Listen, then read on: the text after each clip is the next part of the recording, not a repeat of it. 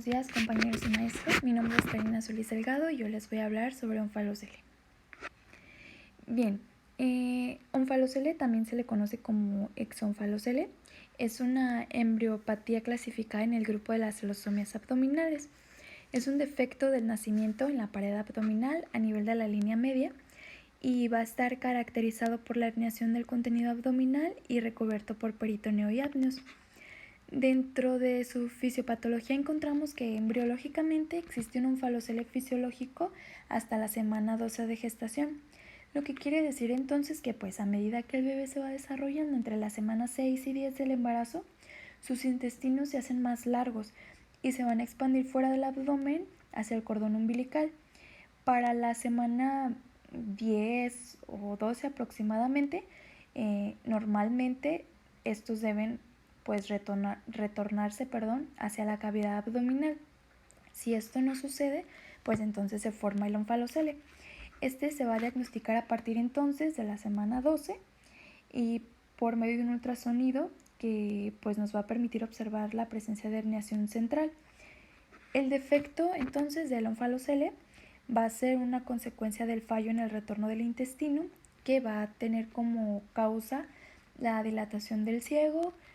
Puede ser también el trastorno peristáltico o defectos en la contracción del tejido fibromuscular que va a rodear la arteria mesentérica superior, quedándose fuera de la cavidad abdominal algunos intestinos o algunos órganos y que van a estar recubiertos por peritoneo y membrana amniótica, quedando así entonces el cordón umbilical inserto en este saco que va a cubrir el defecto. Dentro de la etiología encontramos que no es del todo conocida, pero sumado al que ya les mencioné, a la falla en el retorno del intestino, encontramos que un 60% se encuentra asociado a malformaciones congénitas como las cromosomopatías, dentro de las que encontramos principalmente en el síndrome de Beckwith-Wiedemann o BWS. Que es un trastorno de crecimiento que provoca un tamaño corporal grande y órganos grandes. También tenemos la trisomía 18 o el síndrome de Edwards, que es cuando existe una tercera copia del material del cromosoma 18 y nos va a ocasionar un retraso del desarrollo. Tenemos también la trisomía 13 o el síndrome de Patau, que también es la discapacidad intelectual, trisomía 21 o síndrome de Down, que igual es cuando existe una división celular anormal, el síndrome de Turner o trastorno cromosómico en el que una mujer va a nacer con un solo cromosoma X, y también en el síndrome de Klinefelter, donde el varón va a nacer con una copia adicional del cromosoma X. También en un 30% se le atribuye a anomalías cardíacas, genitourinarias, gastrointestinales y musculoesqueléticas. Tenemos entonces que dentro de la clasificación el tamaño de la abertura abdominal va a variar desde una hernia del cordón que contiene algunas asas intestinales, un onfalocele pequeño, hacia otros donde va a sobresalir una gran parte del hígado, intestinos y otros órganos. Es un onfalocele grande. Entonces se considera pequeño cuando el tamaño de la abertura abdominal es menor de 5 centímetros y un onfalocele grande o mayor cuando es más de 5 centímetros y que ocasionalmente puede llegar hasta los 12 centímetros. Entonces tenemos que el diagnóstico preciso y temprano de alguna de las malformaciones asociadas antes del nacimiento mediante ecografías o otros estudios nos van a permitir que la supervivencia de esta patología o su pronóstico sea de un 90%. Su prevalencia es de 1 en 8.500 nacimientos y las complicaciones más severas sería que, por ejemplo, si esta membrana que está cubriendo o protegiendo a los órganos se rompe, este podría contraer una infección grave e inmediata. Además, si uno de los órganos que están expuestos fuera de la cavidad abdominal se comprime o se dobla, podría perder suministro de sangre y provocar una muerte del tejido intestinal. Dentro de los datos significativos encontramos hipotermia, edema en la pared intestinal, protuberancia del ombligo en la base del cordón umbilical, órganos expuestos. Dentro de las primeras 12 horas después de nacer va a existir una obstrucción intestinal, presencia de vómito, distensión abdominal, tendencia a deshidratación rápida, riesgo de shock o sepsis, infección por contacto directo de órganos con el ambiente, pérdida hidroelectrolítica, llanto, gestos de dolor, dificultad para respirar y turgencia normal en la piel. Dentro de los estudios auxiliares, bueno, el principal, como les mencioné, es la ecografía prenatal. Pues para observar la presencia de una herniación central con la inserción del cordón umbilical en su ápice, una evaluación clínica, pues para saber el tamaño, el tipo de onfalocele y pues en general conocer el estado clínico del recién nacido. Una radiografía de tórax para detectar anomalías diafragmáticas o cardíacas. Aquí también se pueden realizar ecocardiogramas antes de que el baby nazca, pues para buscar problemas cardíacos.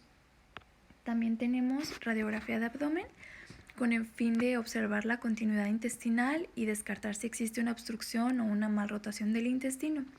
Estudios bioquímicos como un cuadro hemático, glicemia y clasificación sanguínea para conocer el estado general y descartar otras enfermedades que aumenten el riesgo de complicaciones como el síndrome de Beckwith-Wiedermann, que en uno de los principales síntomas es la hipoglicemia. Entonces, pues estos estudios nos van a ayudar a descartar esta malformación. En los estudios genéticos, pues para niños que ya tienen malformaciones concomitantes o sospechas de la existencia de anormalidades cromosómicas, como las que les mencioné. Y el tratamiento, bueno, va a depender del tamaño del onfalocele, la presencia de otros defectos de nacimiento y la edad gestacional del bebé. Dentro del onfalocele pequeño tenemos que se va a corregir fácilmente inmediatamente después de que el bebé nace. Se va a realizar una cirugía en la que los órganos del bebé se tienen que colocar dentro del abdomen y pues una vez que esto se haya hecho, pues el cirujano tiene que cerrar la abertura de la pared abdominal del recién nacido. Y dentro de un onfalocele grande tenemos que se va a someter a un tratamiento en etapas. La primera es que se va a colocar una lámina protectora libre de gérmenes sobre los órganos abdominales del recién nacido. Se va a realizar la cirugía. Si el abdomen del baby es muy pequeño y no está completamente formado, es posible que no se puedan pues meter todos los órganos a la vez. Entonces el cirujano va a poner lentamente cada uno de ellos dentro del abdomen del bebé, pero esto puede tardar varios días o semanas. Una vez que todos los órganos estén dentro, pues el cirujano debe cerrar la pared abdominal. El recién nacido puede necesitar un respirador porque el abdomen del baby puede ser muy pequeño y pues sumado a que sus órganos van a estar un tanto hinchados o inflamados, va a hacer que pues el bebé tenga dificultades para respirar y pues podría necesitar de un respirador para ayudar al bebé mientras que pues se reduce la inflamación de los órganos y mientras la cavidad abdominal pues crece. Tenemos los diagnósticos que yo elegí, es riesgo de infección, termorregulación ineficaz, déficit de volumen de líquidos y los indicadores, un ombligo infectado, revisar la deshidratación, la integridad de la piel, hipotermia y la turgencia cutánea. Y dentro de las intervenciones, observar la vulnerabilidad del paciente a las infecciones, ya que como les mencioné es uno de los principales riesgos de esta patología, proporcionar los cuidados adecuados a la piel en las zonas edematosas, mantener la asepsia para el paciente a riesgo para evitarle infecciones, monitorizar los cambios del estado respiratorio cardíaco que indiquen una sobrecarga de líquidos o deshidratación, que la deshidratación es otro de los síntomas de esta patología, vigilar la temperatura del recién nacido hasta que se estabilice, porque estos bebés van a perder calor muy rápido y pueden presentar hipotermia, colocar al recién nacido en incubador o calentador si es necesario para favorecer la temperatura y ajustar una temperatura ambiental adaptada a las necesidades del paciente en caso de que se altere la temperatura corporal. Y pues de mi parte es todo, espero que el tema les haya parecido interesante. Si tienen alguna duda, algún comentario, déjenmelo en Classroom y yo con gusto les respondo. Muchas gracias por su atención.